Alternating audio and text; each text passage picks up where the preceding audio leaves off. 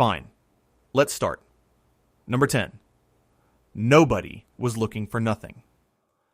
It's 1981, and a small group of astronomers is doing one of the most tedious jobs in all of science.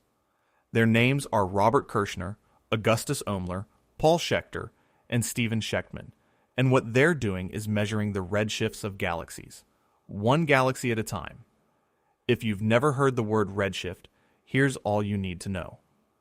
When a galaxy is moving away from us, its light gets stretched toward the red end of the spectrum, and the more it's stretched, the farther away it is. So by measuring redshift, you're really measuring distance. You're building a three-dimensional map of where things are, dot by patient dot.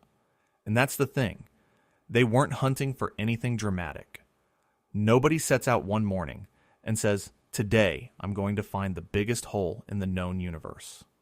They were just filling in the map, counting galaxies in a patch of sky up in the constellation Boötes, the herdsman, that bright kite shape you can find by following the handle of the Big Dipper. Then the numbers started coming back wrong.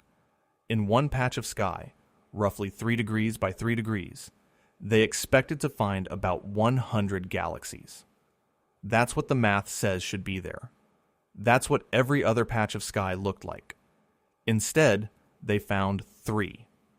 Not 100. 3. Now, when you get a result like that, your first instinct isn't wonder. It's suspicion. You assume you broke something. You check the instrument. You check your math. You check whether someone pointed the telescope at the wrong coordinates. Because space isn't supposed to do this. Space is supposed to be more or less evenly sprinkled with galaxies, the way static is evenly sprinkled across an old television screen. You don't expect to find a blank patch the size of a continent. But they checked, and they checked again, and the blank patch refused to fill in. The galaxies weren't hiding. They weren't too faint. They simply were not there. What Kirshner and his colleagues had found was an absence, a genuine, enormous, measurable nothing. And here's the part that still gives me a small chill. They didn't discover this thing by finding it. They discovered it by noticing that something was supposed to be there, and wasn't. The largest empty region anyone had ever mapped announced itself not with a signal, but with silence. A gap in the data that turned out to be a gap in the universe. They had no idea yet just how big it would turn out to be. Number 9. A hole bigger than imagination. Let's talk about the size, because this is where your brain starts to slip its gears. The Boötes Void is, in round numbers, 330 million light-years across. Its radius is about 62 megaparsecs, which is a unit astronomers love and the rest of us never use. So let me translate. 62 megaparsecs is nearly 200 million light-years. That's the distance from the edge of the void to its center. Just the halfway point. Let me try to make that real, because numbers this big stop meaning anything if you just let them sit there. A light-year is the distance light travels in a year, and light is the fastest thing there is. It crosses the entire distance from the sun to the Earth in about 8 minutes. It crosses our whole solar system in a matter of hours. To cross from one side of the Boötes Void to the other, that same beam of light needs 330 million years. Sit with that. The last time something on Earth had 330 million years to spare, the dinosaurs hadn't shown up yet. The continents were fused into one supercontinent. If a photon had left one wall of the void back then and started crossing the emptiness, it would only be arriving at the far side right about now. An entire chapter of Earth's history, beginning to end, is just the commute across the nothing. And the void isn't even nearby. Its center sits about 700 million light-years away from us, off in the direction of that herdsman constellation. So this is not some local quirk in our cosmic backyard. It's a vast, distant, roughly spherical bubble of almost pure emptiness, and it's so large that astronomers gave it a special label. They don't just call it a void. They call it a supervoid. To give you one more handle on it, the void is something like 0.25% of the diameter of the entire observable universe. That sounds small until you remember, the observable universe is everything. Every galaxy, every quasar, every scrap of light that has had time to reach us since the beginning. And a single empty bubble takes up a measurable slice of the whole thing. Here's the unsettling part, though. Size alone isn't what bothers scientists. Big is fine. The universe is allowed to be big. What bothers them is what's missing inside. Number 8. It's emptier than physics allows. So we have this enormous bubble. The obvious question is, how empty is empty? And the answer is the part that turns a curiosity into a problem. For a region of space that size, the standard distribution of matter says you should find roughly 2,000 galaxies in there. That's not a wild guess. That's just taking the average density of the universe, the number of galaxies per unit of volume that we see basically everywhere else, and multiplying it out. 2,000 galaxies. That's the expectation. The Boötes Void contains about 60. Let me say that again, because it deserves a second pass. Where there should be 2,000, there are 60. The void is missing something like 97% of the galaxies it's supposed to have. It's not a little understocked. It's not slightly thin. It is almost completely cleaned out. And I want to be honest with you here, the way a good friend would be instead of just trying to scare you. Astronomers were not surprised that voids exist. By the early 1980s, they already knew the universe wasn't a smooth, even soup. They knew it was lumpy, that galaxies cluster together and leave gaps between them. Gaps were expected. What stopped people in their tracks was the scale of this particular gap, combined with how thoroughly empty it was. A small void, sure. A modest gap, fine. But a whole 330 million light-years wide that has been swept 97% clean? That's a different kind of thing. That's the difference between a clearing in a forest and a clearing the size of a country. Think about what that emptiness actually means if you were inside it. If you were a galaxy floating near the middle of the Boötes Void, your nearest neighbor wouldn't be a few million light-years away, the way Andromeda is a cozy neighbor to our own Milky Way. Your nearest neighbor would be so far off it would barely register. You would be, by any reasonable definition, alone. And for a while, that was the picture. A bubble of near total emptiness. 3 galaxies in the first patch they checked. A vast, swept clean nothing. But then astronomers went back, looked harder, and found something inside. And what they found was somehow stranger than emptiness. Number 7. The galaxies strung through its heart. When the better surveys came in, the count crept up. Not to 2,000, nowhere near, but up from a literal handful to around 60 galaxies scattered through the void. You'd think finding a few more galaxies would make the void feel less spooky, more normal, a little less like a perfect hole. But it did the opposite, and here's why. The galaxies inside the Boötes Void are not sprinkled around at random, the way you'd scatter salt across a table. They're arranged. Many of them trace out a rough shape, a kind of tube or lane running through the middle of the void, a faint thread of galaxies cutting across the emptiness. Structure. Inside the nothing. And that's the thing that gets under your skin, isn't it? An empty room is unsettling. But an empty room with a single line of footprints running across the floor is worse, because now the emptiness has a pattern, and a pattern means something made it. In this case, what made it probably wasn't anything sinister.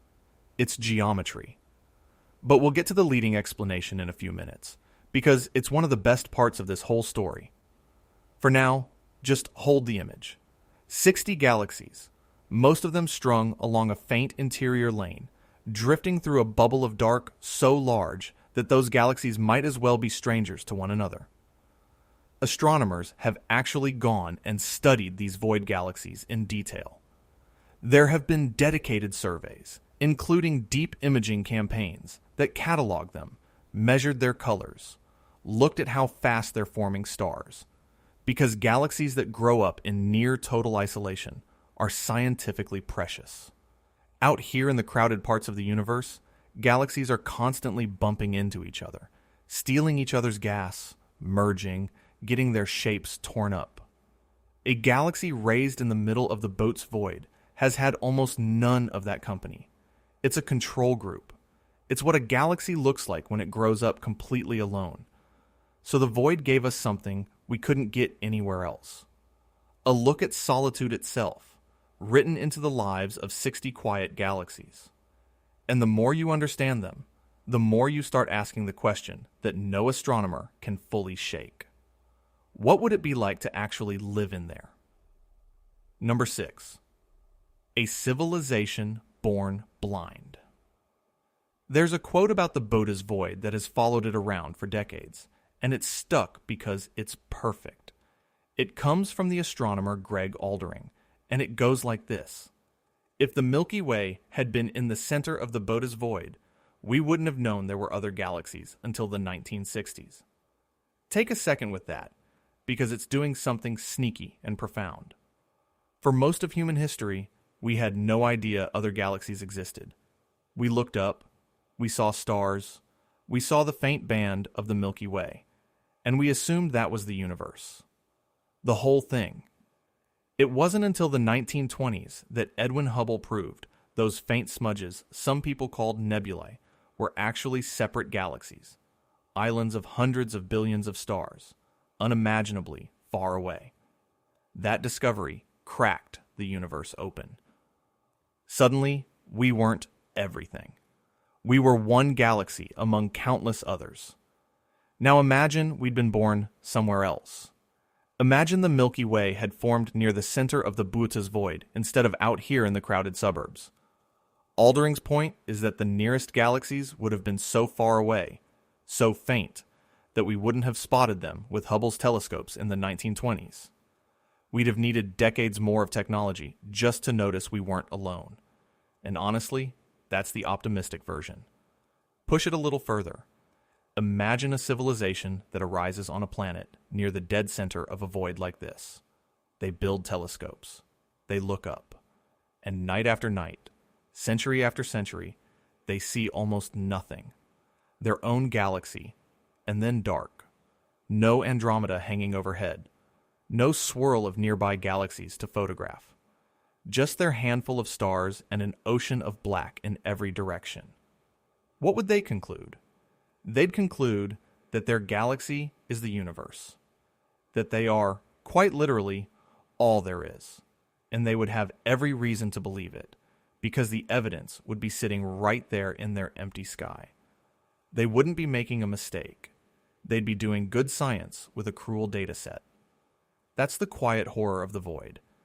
It's not that it's dangerous. Nothing in there is going to hurt you. It's that it's isolating in a way that could shape what a mind is even able to imagine. We got lucky. We were born in a bright, busy part of the cosmos, with neighbors close enough to wake us up to the truth. Somewhere out there, something might be staring into the same dark we are, and concluding it's the only thing that ever existed. Number 5.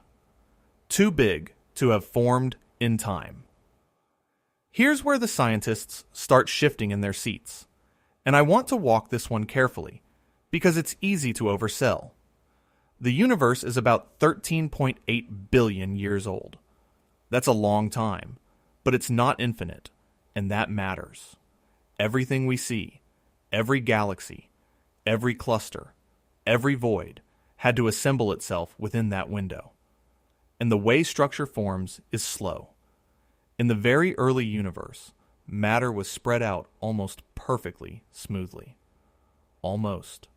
There were tiny variations, regions that were a hair denser than average, and regions that were a hair thinner. We're talking differences of about 1 part in 100,000. Whispers. Then gravity went to work. The slightly denser regions pulled in a little more matter, which made them denser still, which let them pull in even more. Over billions of years, those faint whispers grew into galaxies and clusters and the great web of structure we see today. And as matter flowed into the dense regions, it flowed out of the thin ones. The thin regions emptied. They became voids. The cosmic web and the cosmic holes grew up together. Two sides of the same slow process. But here's the tension. The bigger the structure, the longer it takes to form. To carve out a void 330 million light-years wide, and to sweep it 97% clean, gravity needs a lot of time and a lot of room to work. And when astronomers look at the very largest voids and the very largest structures, they start bumping into the edge of what 13.8 billion years can comfortably produce. The biggest things in the universe sit right up against the limit of how big things should be able to get by now. Now, I promised I'd be straight with you. This is not a 5-alarm fire. Our standard model of cosmology, the one with dark matter and dark energy doing most of the heavy lifting, can produce voids the size of Boötes. It's allowed. It's not a paradox that breaks physics. So when you see a thumbnail screaming that the Boötes Void shouldn't exist, take it with a grain of salt. But there's a real flavor of unease underneath the hype, and it's this. The Boötes Void is a reminder that the universe keeps building things that test our timelines. Every time we think we know how fast structure can grow, we find something a little too big, a little too empty, a little too soon. And the void is one of the cleanest, oldest examples of the cosmos quietly asking us, are you sure you've got the clock right? So how do you make something this enormous without breaking the timeline? It turns out there might be a clever way, and it involves bubbles. Number 4, a supervoid still assembling. Here's the leading idea for how the Boötes Void got so big, and I love it because it's the kind of explanation you can actually picture in your kitchen sink. Think about soap bubbles. When you blow bubbles into dishwater, you start with a lot of small ones. And if you watch them, small bubbles that are touching will merge. 2 little bubbles become one bigger bubble. The thin wall between them pops, and suddenly there's one larger pocket of air where there used to be 2. Keep that going, and a froth of tiny bubbles slowly becomes a few big ones. Astronomers think the Boötes Void may have formed the same way. Not as one single hole that grew, but as several smaller voids that formed separately and then merged into one giant supervoid. The walls between the original subvoids thinned out and broke down, and what used to be a cluster of medium holes became one enormous one. And this is the beautiful part. Remember those 60 galaxies strung along a faint tube through the middle of the void? This is the explanation. Those galaxies may be the leftover walls, the seams. When the smaller voids merged, the boundaries between them didn't vanish instantly. The galaxies that lived along those old walls are still there, still tracing out the lines where the original bubbles used to meet. That tube of galaxies through the heart of the void might be a fossil, a scar showing you exactly where the seams were before the bubbles became one. This solves the timing problem too. You don't have to carve a single 330 million light-year hole from scratch. You just have to make a few smaller, faster voids and let them fuse. Smaller voids form more easily, more quickly, well within the universe's lifetime. Merge enough of them, and you get a supervoid without ever asking gravity to do something impossible. But notice the word merge. Notice that it's a process, not an event. And here's what makes me sit up. If the void is the product of bubbles fusing, then in the deepest sense, the emptiness assembled itself. It organized. The nothing pulled itself together out of smaller nothings. And the universe is still doing this. Everywhere. All the time. Voids are still growing. Still merging. Still eating their walls. Which raises a much bigger question than just one void in one constellation. If the emptiness is spreading, how much of the universe is actually empty? And the answer is not what most people assume. Number 3. The universe is mostly nothing. Here's the perspective shift that I think genuinely rattles people once it lands. And it's not even controversial. This is mainstream cosmology. This is the consensus picture. When you map the universe on the largest scales, when you plot out millions of galaxies and step back far enough to see the overall shape, you don't see an even sprinkle. You see a web. Galaxies gather into clusters. Clusters string together into long glowing filaments, threads of light stretching across hundreds of millions of light years. And those filaments connect at dense knots where the biggest clusters live. It looks, honestly, like a neural network, or the inside of a sponge, or the foam on top of a wave. But here's the thing about a web, or a sponge, or foam. It's mostly holes. The bright threads, the filaments, and walls where all the galaxies live, they're thin. They wrap around enormous empty cells. And those empty cells, the voids, take up most of the volume of the universe. Not some of it. Most of it. The Boötes Void is not a freak. It's not a glitch. It's just one of the biggest and clearest examples of the single most common feature in the cosmos. Emptiness. We focus on the galaxies because the galaxies are where the light is, where the action is, where we are. But we are living on the thin, bright walls of a structure that is overwhelmingly hollow. Let me put it in a way that I find genuinely hard to shake. If you closed your eyes and teleported to a completely random point in the universe, you would almost certainly not land in a galaxy. You wouldn't land near a star. You'd open your eyes inside a void, surrounded by dark, with the nearest galaxy so far away it would be a faint smudge, if you could see it at all. That's not the unlucky outcome. That's the typical one. The galaxy you're sitting in right now, the crowded, star-filled, busy Milky Way, is the rare address, the exception, the penthouse in a building that is almost entirely empty space. We tend to think of the void as the strange thing, and the galaxies as normal. The Boötes Void quietly flips that around. The void is normal. We're the strange thing. We're the anomaly clinging to the edge of the dark, and it gets worse, or better, depending on your temperament, because that dark isn't holding still. Number 2. Dark energy is growing the dark. To understand why this next part unsettles cosmologists, you need to know about the strange tug-of-war happening everywhere in the universe, all the time. On one side, gravity. Gravity pulls things together. It's the force that built the galaxies, the clusters, the whole cosmic web. Gravity wants matter to clump. On the other side, the expansion of the universe, driven by something we call dark energy. We don't fully understand dark energy, and I'm not going to pretend we do, but we know what it does. It pushes space apart. It makes the universe expand, and not just expand, but expand faster and faster over time. Dark energy wants everything to fly apart.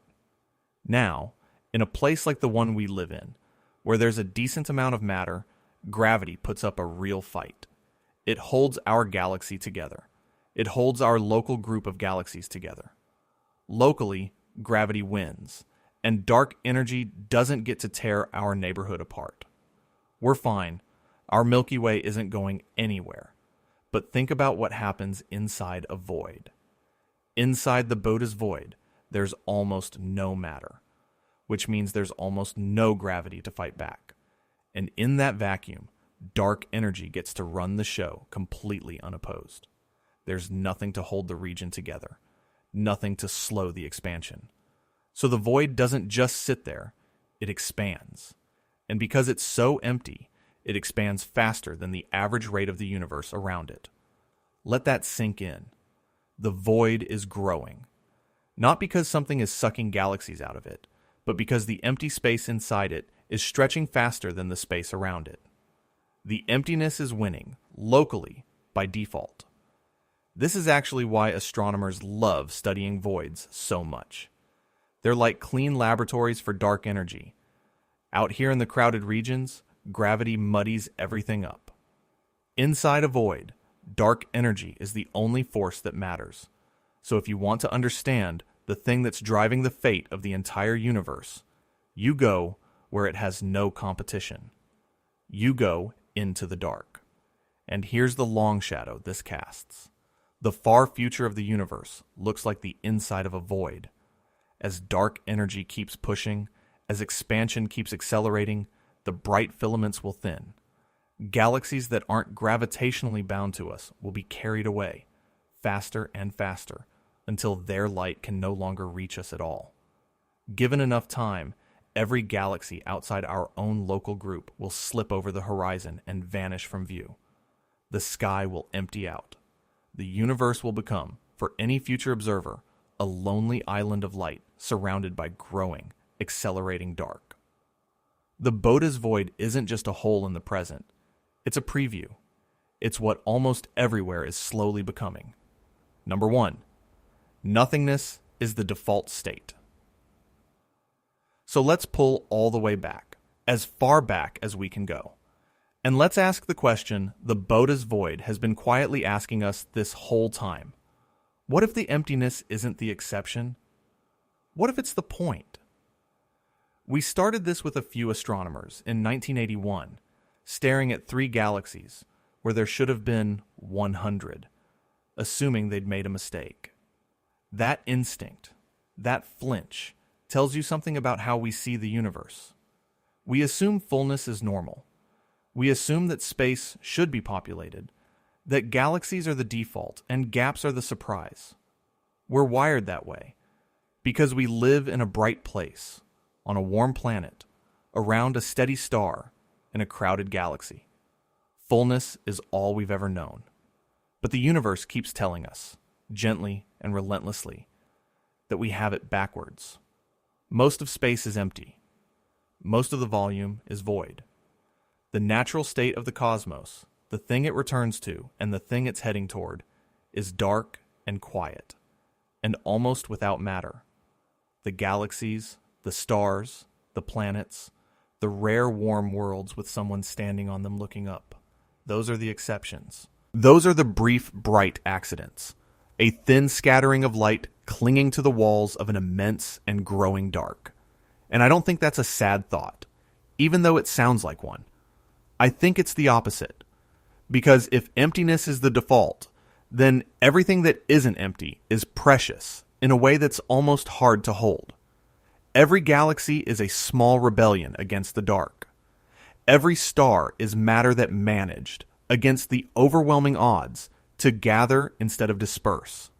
You, sitting wherever you're sitting, are made of atoms that beat the trend, that clumped together on the rare bright wall instead of drifting forever in a void where no one would ever know they existed. The Boötes Void terrifies scientists not because it's dangerous, and not because it breaks physics. It terrifies them in the quiet way that real things terrify, because it shows you the truth without softening it. It shows you what the universe is mostly made of. It shows you the silence underneath everything. And it shows you, by contrast, exactly how unlikely and how fragile the light really is. We are the exception. We always were. And the dark was here first, and the dark will be here last. And for one impossibly brief moment in between, there was us, looking out at all that nothing and finding it beautiful enough to be afraid of. Thank you for watching and sticking till the end. We've got plenty more videos coming in the future.